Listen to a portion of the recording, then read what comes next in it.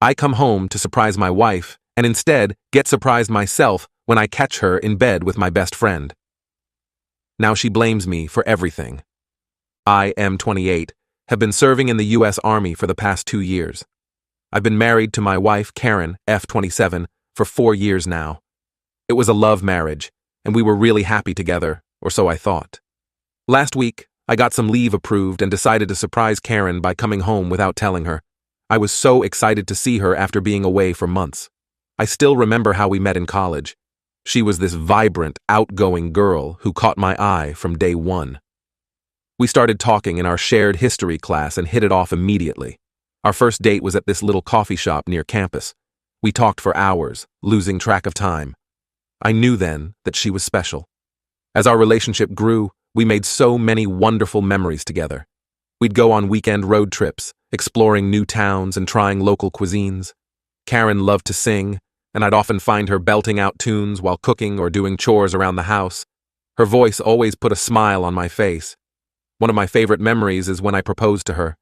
I took her to the beach at sunset. We walked along the shore, and as the sky turned beautiful shades of orange and pink, I got down on one knee and asked her to be my wife. The joy on her face when she said yes is something I'll never forget. Our wedding day was magical. Karen looked stunning in her white dress, and I couldn't believe how lucky I was to be marrying the woman of my dreams. We danced the night away, surrounded by our friends and family. It felt like the start of a beautiful journey together. Even after I joined the Army, we tried to make the most of our time together. We'd have long video calls when I was away, sharing stories about our days and making plans for the future. Whenever I came home on leave, Karen would always have something special planned. Sometimes it was a home-cooked meal of my favorite dishes.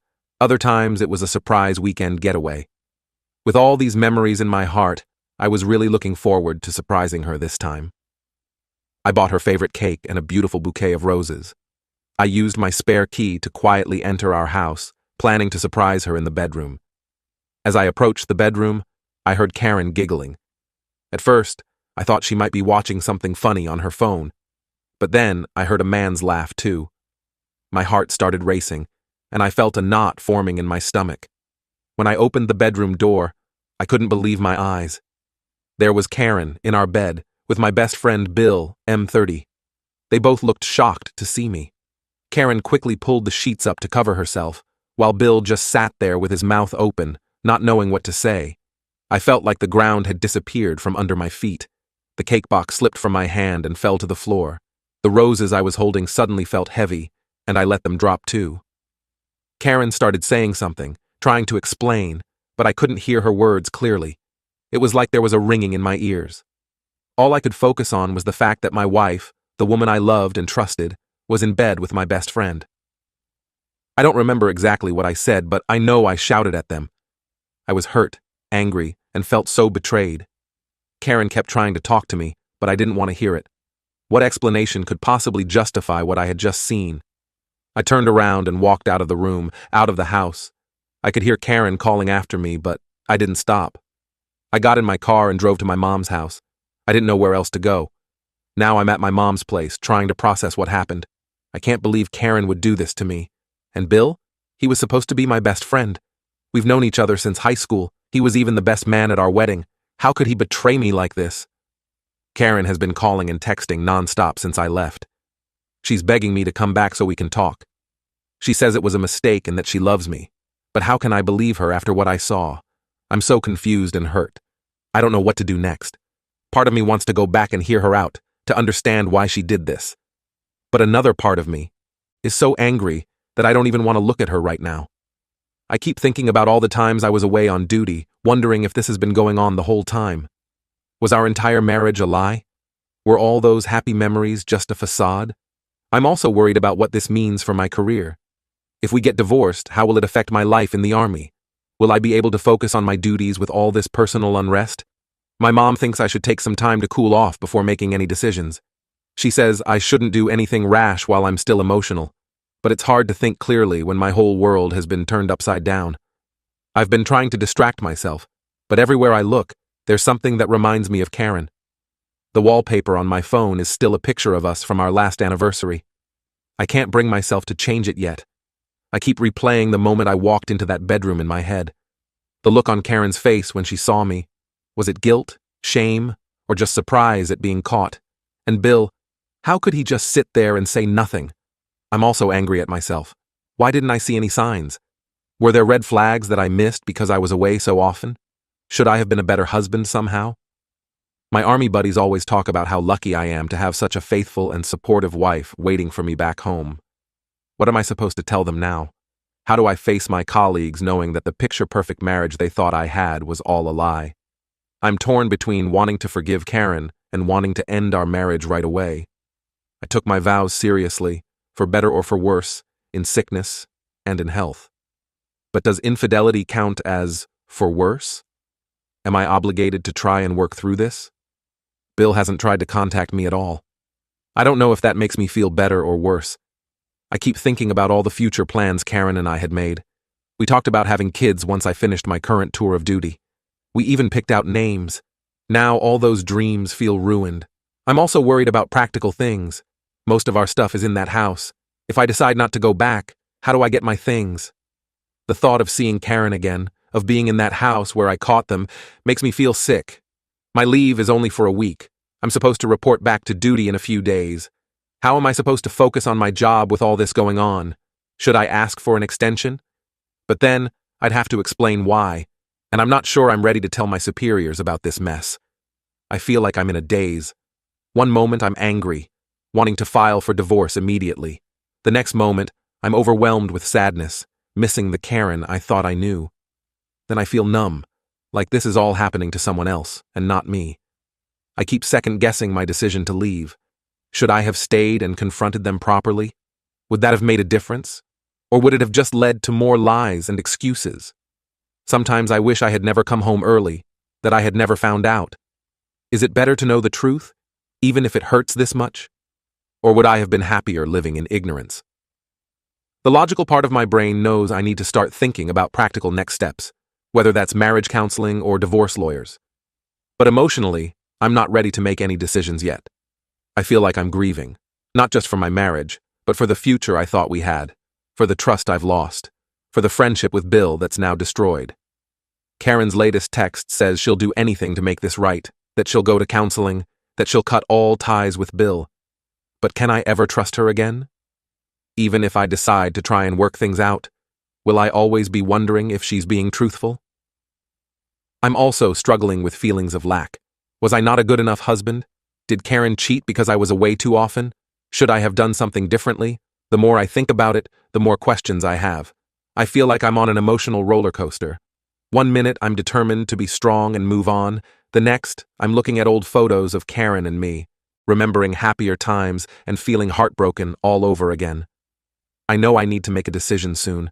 I can't avoid Karen forever, and I need to figure out what I'm going to do about my living situation and my belongings.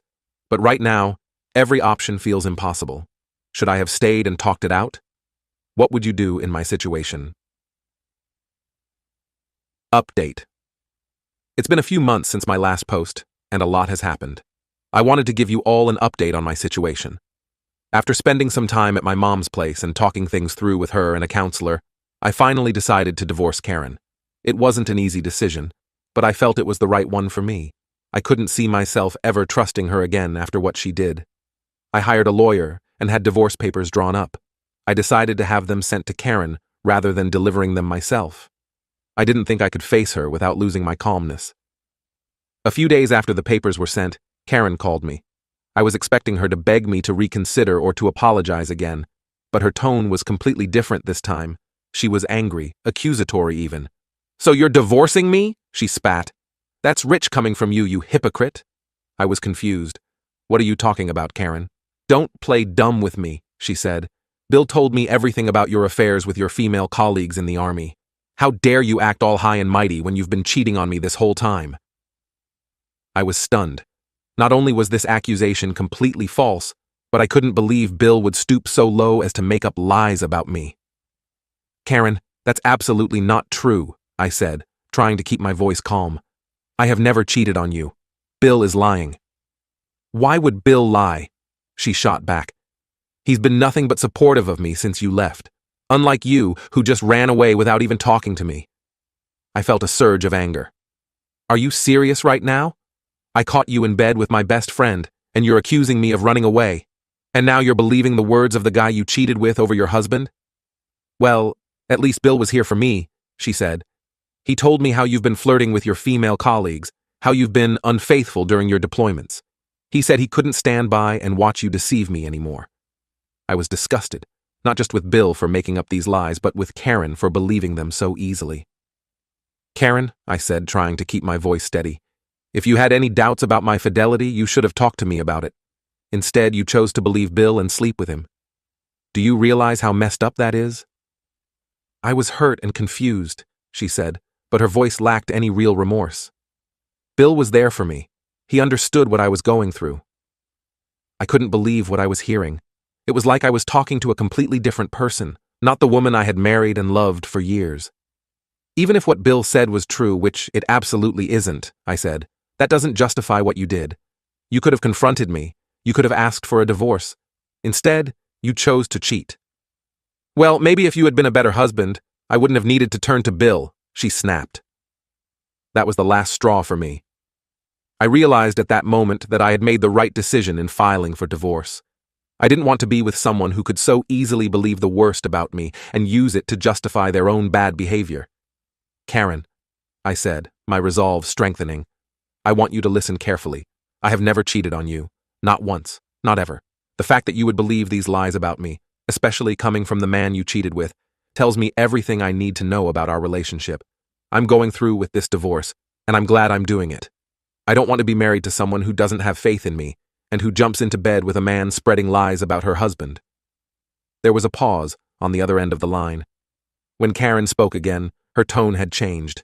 It was almost taunting. You know what? Fine. Go ahead with the divorce. Bill is twice the man you'll ever be. He'll keep me happy in ways you never could. I felt a mix of hurt and anger at her words, but mostly, I felt relieved. This conversation had confirmed that I was making the right choice.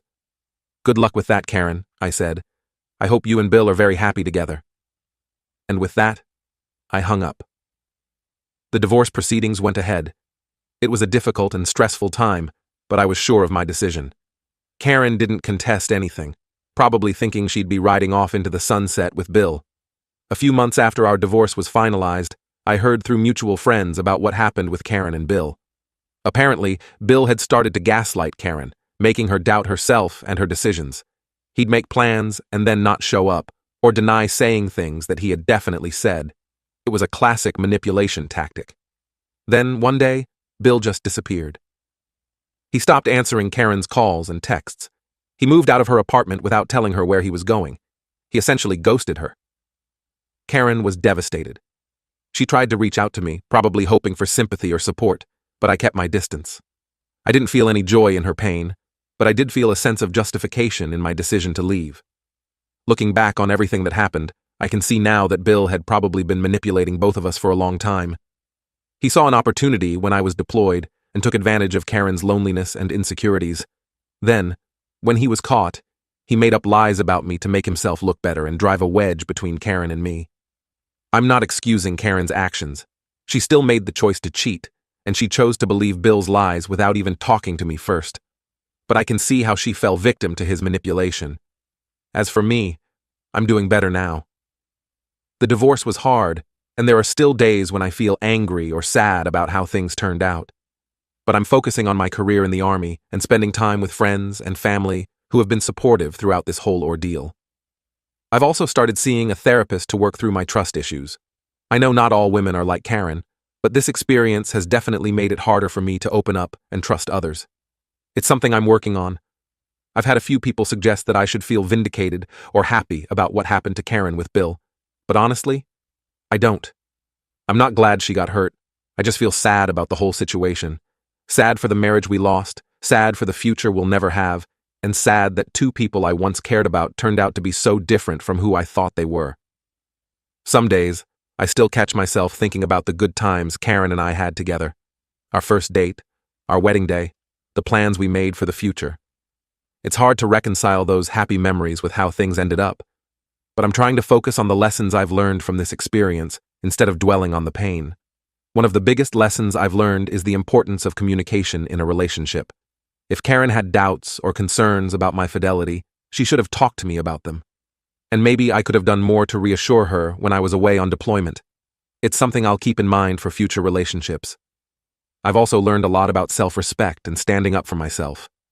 Walking away from my marriage was one of the hardest things I've ever done, but I know it was the right choice for me. I deserve to be with someone who trusts me and who wouldn't betray me the way Karen did. To those who commented on my original post and offered advice and support, thank you. Your words helped me through some really tough times. And to anyone else who might be going through something similar, know that it does get better. It's not easy, and it takes time, but you can get through it. As for me, I'm taking things one day at a time. I'm focusing on my career, my personal growth, and surrounding myself with positive people. I don't know what the future holds, but I'm hopeful. And for the first time in a long time, I'm at peace with my decisions.